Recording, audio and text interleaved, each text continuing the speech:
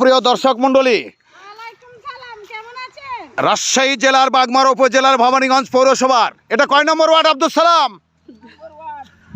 কয় নম্বর? 2 নম্বর ওয়ার্ডের সাজাম আলীর পুত্র আব্দুল সালাম জমিতে পেঁয়াজ চাষ করছে।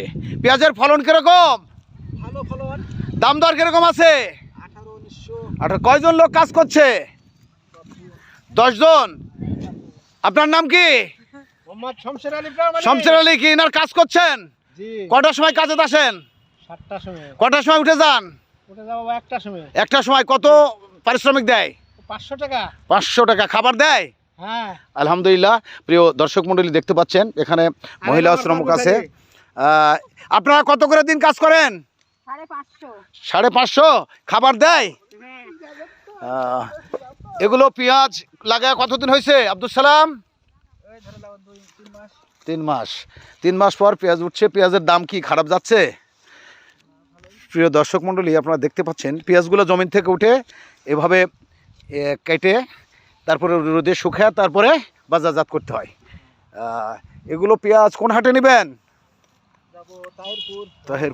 তাহেরপুর। তাতে পেঁয়াজের বর্তমানে বাজার কি কম? এখন কমই হচ্ছে।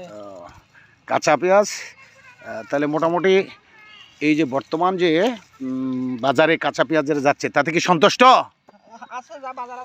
আলহামদুলিল্লাহ। প্রিয় দর্শক মন্ডলী, কাঁচা পেঁয়াজ এই শীতের রোদের দুপুরে দেখতে পাচ্ছেন প্রাকৃতিক পরিবেশে লোকজন কাজ করছে।